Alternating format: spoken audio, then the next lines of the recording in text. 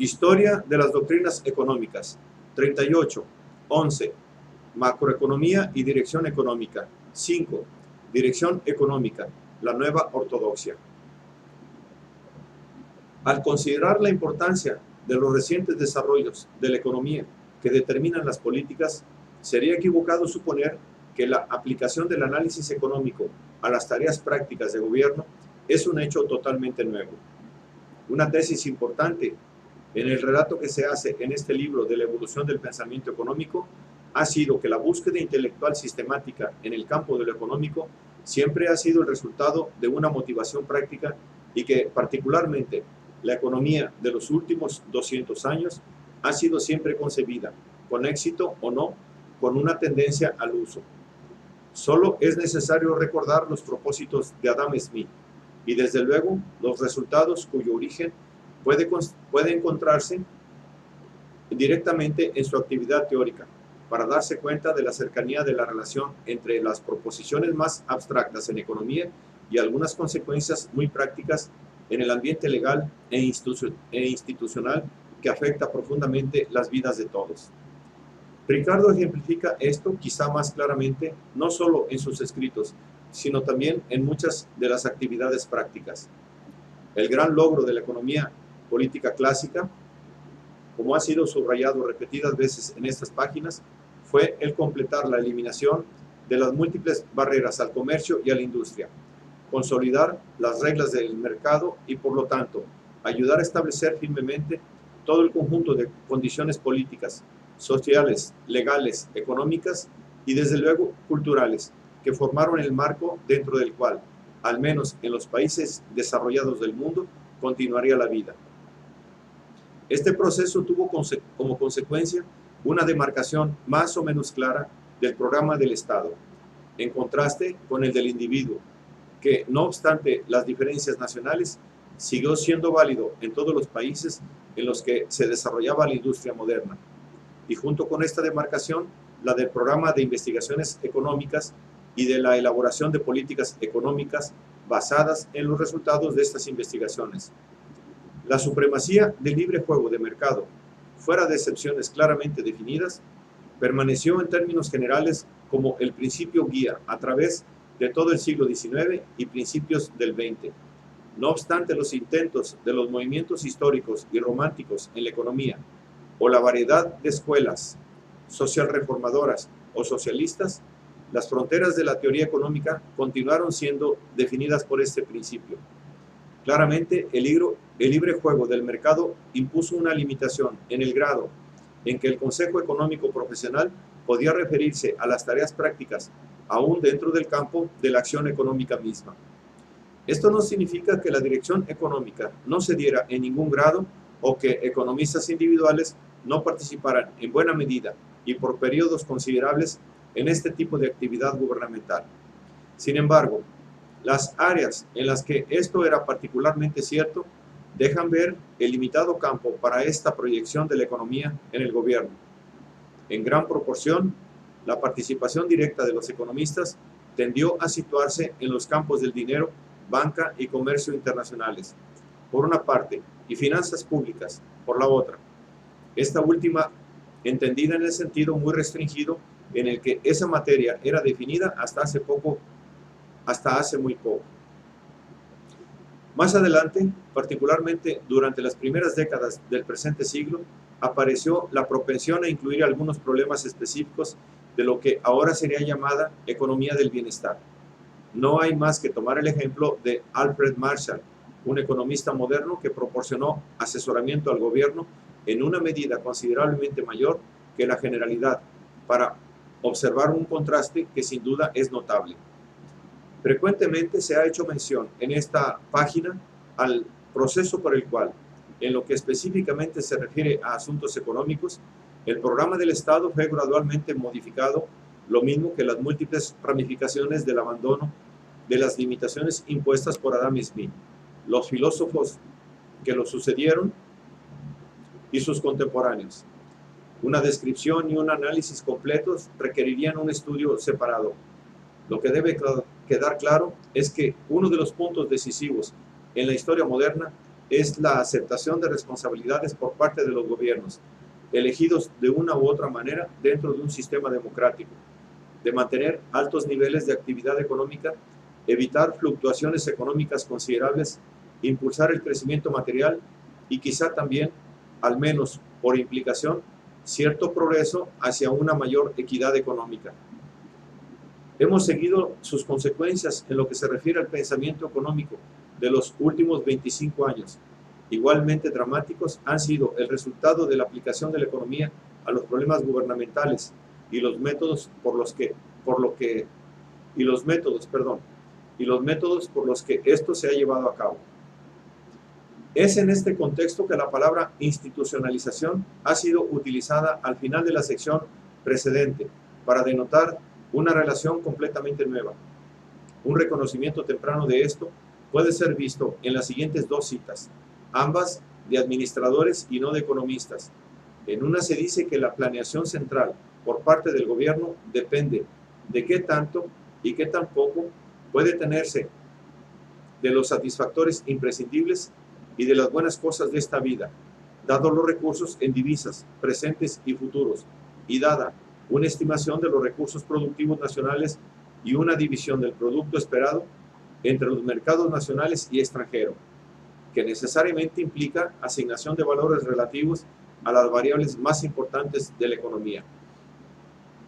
En la otra se considera el año 1941 como la fecha cuando un nuevo tema fue introducido en la elaboración de presupuesto, la inflación-deflación, un intento consciente de utilizar medidas fiscales para mantener el balance entre el dinero en los bolsillos de la gente y lo que podían comprar con él. Estas son, naturalmente, descripciones de las preocupaciones centrales de la macroeconomía moderna, y según uno de los primeros de una larga serie de economistas universitarios distinguidos, con participación en el proceso, refiriéndose al papel de los economistas en el gobierno, el campo especial de economistas en el sistema económico como un todo y la relación entre las labores de sus diferentes partes. Quizá el signo inmediato más notable de la nueva relación sea el número de economistas sobresalientes que han sido absorbidos por la maquinaria gubernamental, particularmente en los países de habla inglesa y en especial en Gran Bretaña y los Estados Unidos.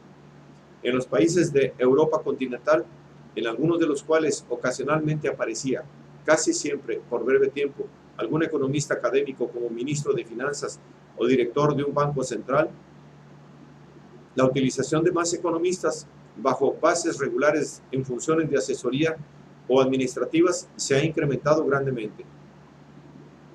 En Gran Bretaña y en los Estados Unidos, cualquier lista de aquellos que han prestado sus servicios o siguen haciéndolo en puestos como los mencionados, parece una relación de algunos de los más distinguidos economistas modernos. En Gran Bretaña inicialmente colaboraron y aún colaboran figuras destacadas en el Departamento Económico de la Oficina del Gabinete, nombre bajo el cual fue conocido durante y después de la guerra, y más adelante como asesores económicos en el Ministerio del Tesoro o en otros departamentos económicos centrales, de Londres, en puestos permanentes o para resolver tareas específicas. Entre ellos, para nombrar a algunos, encontramos a Lionel Robbins, James Meade, Robert Hall, Alexander Cairncross, Donald McDowell, Austin Robinson y Brian Redaway. En los Estados Unidos, algunos economistas que han prestado sus servicios como directores o miembros del Consejo Norteamericano de Asesores en Economía o como consejeros más cercanos a presidentes, tenemos a Arthur Burns, Walter Heller, Arthur Okun, James Tobin y Gardner Ackley, además de muchos otros a los que ya se ha hecho referencia y que han puesto su habilidad profesional al servicio de aquellos encargados de las decisiones políticas. Lo anterior nos muestra la enorme diferencia en escala y en profundidad en cuanto a la participación de los más destacados talentos del pensamiento económico en los asuntos prácticos de gobierno en comparación con lo que sucedía apenas hace 30 años. Pocos de los interesados podrían dejar de reconocer que la economía ha salido beneficiada de estas actividades, aunque también es cierto que una gran parte de su trabajo en ocasiones quizá su mejor trabajo, está desparramado en documentos e informes oficiales y con frecuencia también recogido en documentos de comités en los que las contribuciones personales son casi imposibles de determinar. Otra característica más que vale la pena mencionar para ilustrar el ambiente cambiante en el que hoy en día trabajan los economistas es la movilidad mucho más grande de los especialistas entre las tareas académicas y gubernamentales. Durante mucho tiempo, esta ha sido una característica de la escena norteamericana. Actualmente se ha hecho mucho más general. Una contribución importante en la esfera económica es la de organizaciones internacionales que han sido generosas en su política de reclutamiento de especialistas en el campo económico y que han suministrado de sus propios presupuestos considerables sumas de dinero para investigación, muy frecuentemente de un carácter particularmente teórico. De este modo, junto al considerable aumento en el número y tamaño de los departamentos de economía en las universidades y de diversas organizaciones de investigación asociadas con ellas, el crecimiento de organizaciones intergubernamentales y el desarrollo en una escala sustancial de institutos y asociaciones de investigaciones nacionales e internacionales ha incrementado inmensamente las áreas de competencia del trabajo económico. Las oportunidades para que los economistas continúen con sus investigaciones y ha incrementado grandemente las economías de escala en la materia. Es posible preguntarse qué diría un economista como Marshall, cuya producción de trabajos oficiales, que aunque considerable de acuerdo a patrones contemporáneos, sería definida como escasa por las normas de hoy día, al ver la corriente de material proveniente de, por ejemplo, las Naciones Unidas, el Banco Mundial y el Fondo Monetario Internacional, el OCDE, la Comunidad Económica Europea, el Instituto Nacional para Investigaciones Económicas y Sociales, la institución Brookings, los bancos centrales o la mayoría de los grandes bancos comerciales de cualquier parte, al igual que si se enterara del número de economistas académicos autores de esos trabajos. ¿Cuál es el valor de toda esta actividad? ¿Hay algún tema común a través de toda ella por el que puedan identificarse y explicarse los términos generales de la relación entre el análisis económico y la política económica como existe hoy día? Aquí podemos distinguir tres ramales distintos para ser investigados. En primer lugar, existe la organización, la estructura en la que esta relación es establecida a través de la cual opera. En segundo lugar, existen los procedimientos y métodos por los cuales se lleva a cabo la traducción de teoremas económicos abstractos o exposiciones realistas mensurables relativas a situaciones reales, la deducción de las conclusiones de las políticas y por los cuales las medidas que se crean apropiadas son aplicadas. En tercer lugar, existe el efecto que este proceso tiene en los economistas que toman parte en él, la manera en la que ellos mismos conciben el nexo creado de esta forma entre el análisis económico positivo y las políticas anheladas, y la manera en que conciben su participación en el proceso. El primero de estos ramales no pertenece estrictamente al área que trata este libro. Las estructuras dependerán de factores constitutivos, de circunstancias políticas, de tradiciones y de individuos. Diferirán de un país a otro y se modificarán con el tiempo como respuesta a cambios en los factores enumerados y a las presiones de necesidades económicas. Más aún, al igual que en la mayoría de los asuntos de organización política y constitucional, la realidad y las formas no siempre coinciden y los cambios en la balanza de poder, tal como son expresados en la práctica entre diferentes sectores del sistema, tienen lugar todo el tiempo sin que necesariamente afecten la apariencia formal. Debe ser recordado también que aquellos que tienen el poder para tomar decisiones o que participan de este poder reciben asesoría de una infinidad de fuentes y que el grado en que se basan en esta asesoría o en que consideran que dependen de aquellos encargados formalmente con la tarea de asesorarlos variaría mucho de persona a persona y de una a otra época. Con todo, se observa mucha similitud en la manera en que se organiza la asesoría económica en la mayoría de los países industrializados del mundo y hoy en día en grado considerable, quizá simplemente por imitación en los países menos desarrollados, independientemente de la vasta cantidad de consejos solicitados y no solicitados que reciben de especialistas y de misiones visitantes o de otros organismos. De esta manera, existe en los Estados Unidos un Consejo de Asesores en Economía, instituido como consecuencia de la Ley de Empleo de 1946. En Gran Bretaña, un servicio económico gubernamental, actual heredero de toda una serie de predecesores de diferentes nombres, hoy localizado sobre todo en el Ministerio del Tesoro, una organización del plan en Francia, responsable directamente ante el presidente de la República, un consejo económico en Canadá, otro en Alemania y organismos similares en otros países. Todas estas organizaciones y otras similares de ninguna manera son, como ha sido señalado, las únicas fuentes de asesoramiento económico en sus respectivos países, como tampoco son necesariamente las más poderosas, pero hablando en términos generales, tienden a ser los sitios donde se produce el asesoramiento económico más profesional, esto es, aquel más estrechamente derivado del análisis económico y relacionado con los estudios que se llevan a cabo en los círculos académicos no gubernamentales. Hay, naturalmente, diferencias entre estas organizaciones. El Consejo Norteamericano de Asesores en Economía está formalmente muy ligado a la oficina de la presidencia, aunque sucesivos presidentes han tendido, en este caso como en otros, a crear un centro separado de asesoramiento en alguna parte del sistema o en la misma Casa Blanca. En Gran Bretaña, la estructura general de los departamentos de Estado y los ministerios rara vez es pasada por alto en cualquier sentido formal.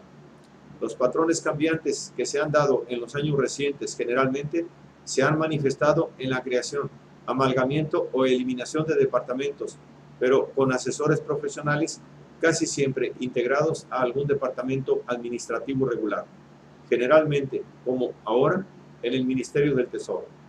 En Francia, el plan trata principalmente los problemas a largo plazo, mientras que el asesoramiento económico sobre las cuestiones del momento viene de los departamentos, normalmente del Ministerio de Finanzas. En Alemania, el Consejo de Expertos es bastante más independiente del gobierno que organismos similares en otras partes. Es posible predecir que estos patrones continuarán sufriendo cambios reales o aparentes, pero que en esencia el tipo de estructura que se ha erigido continuará. Al tocar el tercer aspecto del punto que tratamos, se llega naturalmente a la relación fundamental entre la teoría económica y la política económica, para no decir la política, y por lo tanto, mucho más allá de un análisis sobre cómo se logra que la macroeconomía aborde los problemas económicos presentes. Algunas reflexiones sobre esto serán dadas en la conclusión de este libro, relacionada en forma más general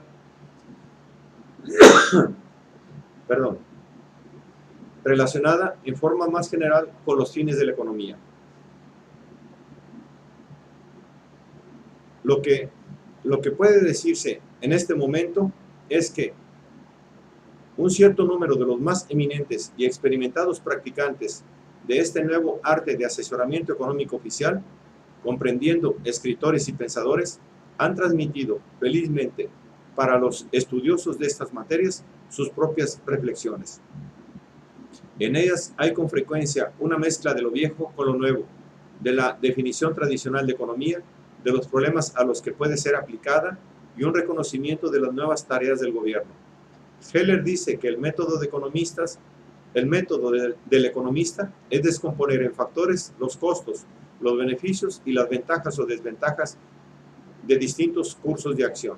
Y Okun, en la misma línea, dice que el economista busca las oportunidades sacrificadas en la selección de cualquier optativa.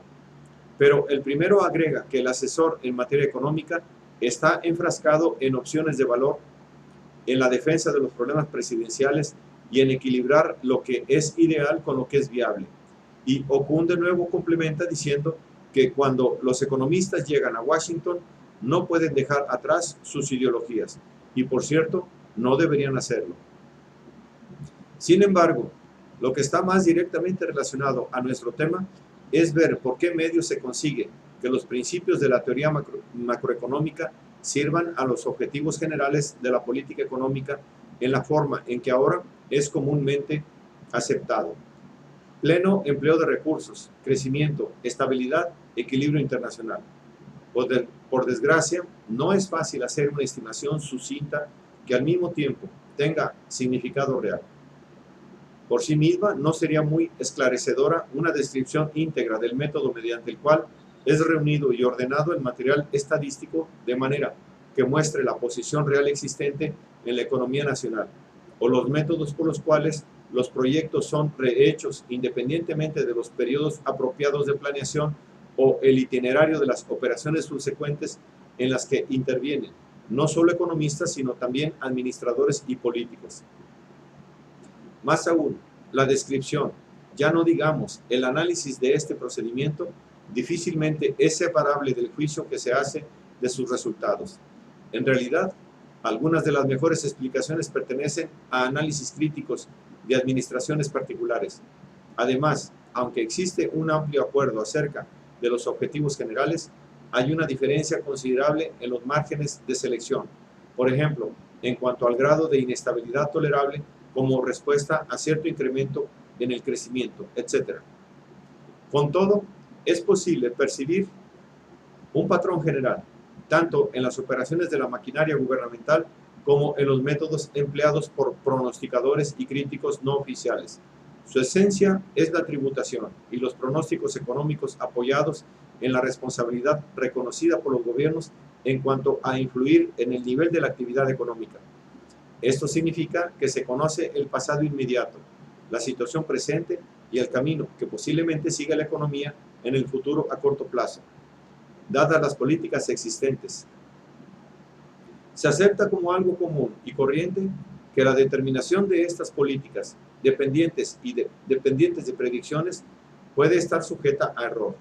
Ni siquiera el pasado y el presente son alguna vez perfectamente conocidos, cuando más son instantáneas de una situación que está en proceso de cambio, incluso cuando la fotografía es tomada.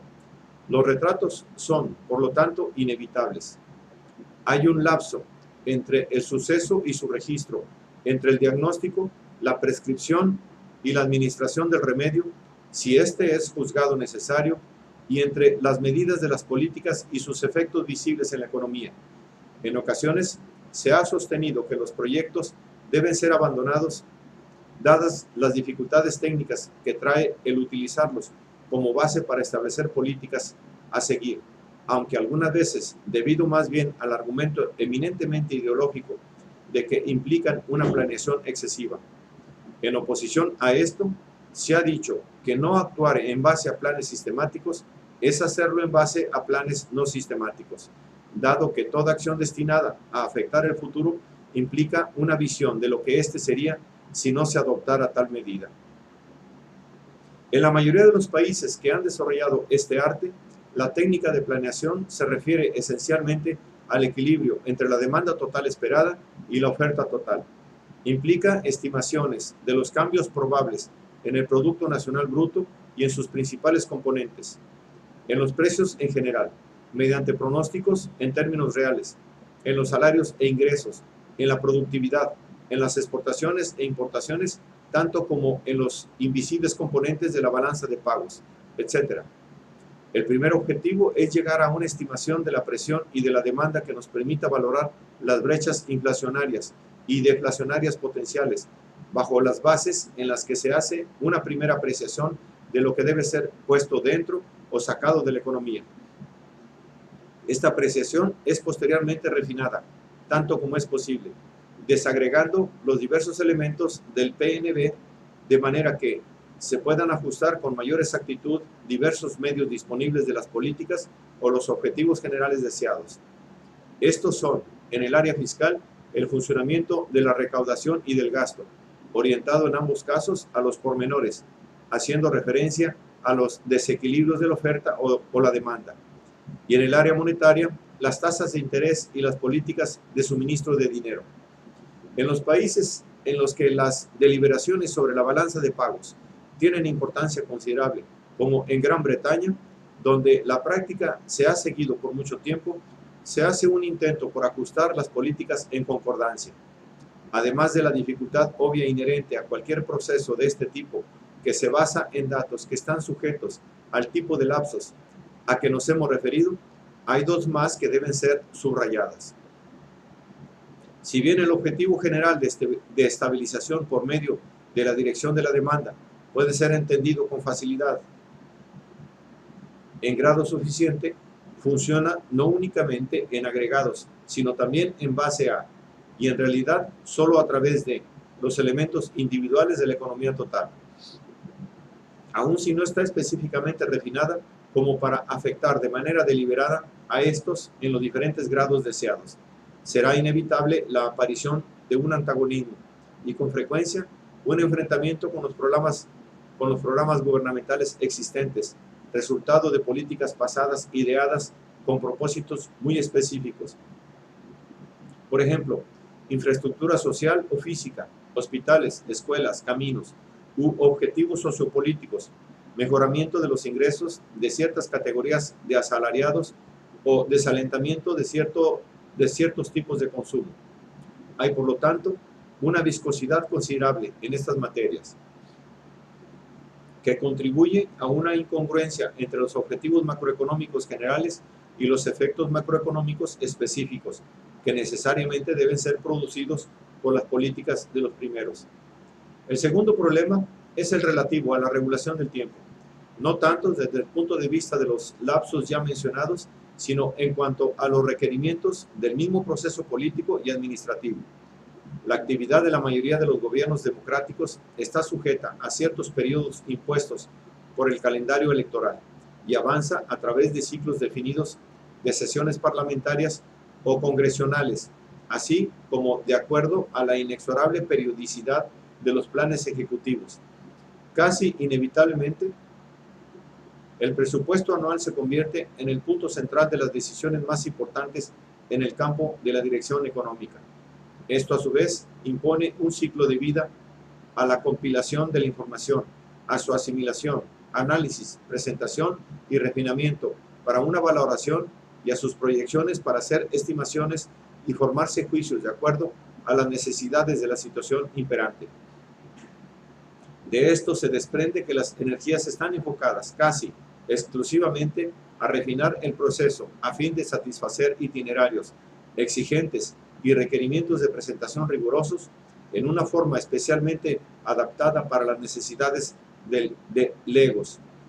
Estos, sin embargo, deben expresar juicios y tomar decisiones en un marco que en gran medida es prescrito e inmutable, una traducción de análisis a la acción por medio de un diccionario particularmente restrictivo y estilizado, por así decirlo. Es un logro importante el que este refinamiento haya sido llevado realmente a un nivel más alto. La forma en la que el juicio presupuestario, la valoración básica del balance de la demanda, aparece, por ejemplo, en Gran Bretaña, sin duda ha alcanzado un alto grado de refinamiento. En los Estados Unidos, el proceso quizá ha sido llevado aún más lejos. Por ejemplo, excepto en este país, en ningún otro país existe hasta hoy el tipo de series de datos computarizadas que pueden ayudar a diagnosticar la tendencia de la economía para la siguiente fase. Los resultados no son, desde luego, necesariamente aceptados por todos, ni siquiera por los analistas económicos que trabajan fuera del gobierno. Ya se ha hecho referencia a los proyectos independientes del Instituto Nacional Británico. En los Estados Unidos, la institución Brookings proporciona a través de sus muchas publicaciones una alternativa efectiva a los pronósticos y las evaluaciones de la maquinaria oficial. Y en Canadá, el Comité Canadiense sobre Política Económica, establecido en 1969 bajo el patrocinio de la Asociación de Planeación Privada del Canadá, produce regularmente sus propios informes, como contrapartida de aquellos del Consejo Económico. El proceso ha continuado durante las últimas 2 décadas, o tal vez desde antes, sin que surja una preocupación considerable por las críticas de los expertos, además de los requerimientos mecánicos que traen el organizar y administrar una serie de ejercicios intelectuales y administrativos muy complejos y exigentes, la preocupación principal ha sido naturalmente alcanzar con éxito los objetivos básicos. En el primer frente, sin duda, se ha logrado éxito. En muchos países existe ahora una integración mucho más íntima, en un grado nunca antes visto, entre estadísticos, economistas teóricos, economistas administradores, administradores y políticos respecto de las tareas de la dirección económica. Aunque la dirección,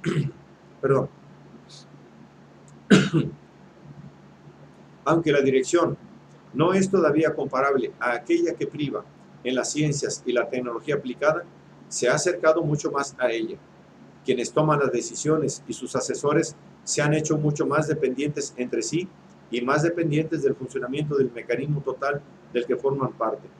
De esta manera, todo el proceso ha adquirido inevitablemente algo de la naturaleza de un ritual, en el que a veces es difícil distinguir entre sustancia y forma. Dada la vasta cantidad de material que debe ser asimilado, aquellos que dominan y operan la maquinaria, aunque en un sentido puedan ser sus esclavos, fatalmente se convierten en sus donados defensores en contra de cualquier crítica. Aparece así una nueva ortodoxia, no menos poderosa que aquella, con un programa de acción del Estado mucho más limitado, en la que la relación entre pensadores y actores y la conducta de ambos es completamente distinta de la que dominó el pensamiento económico y la conformación de políticas durante tanto tiempo. Esta conciencia de sí, en un principio por su novedad y después por la superioridad de su técnica, es, naturalmente, un fenómeno familiar en los altibajos de las tendencias culturales. Sin duda, en este caso, también estuvo presente un logro sustancial. No es sorprendente, por lo tanto, que la nueva economía, en su expresión práctica dentro de la dirección macroeconómica, adquiriera seguridad de sí, de complacencia incluso. Pero esto, como veremos, no ha durado mucho.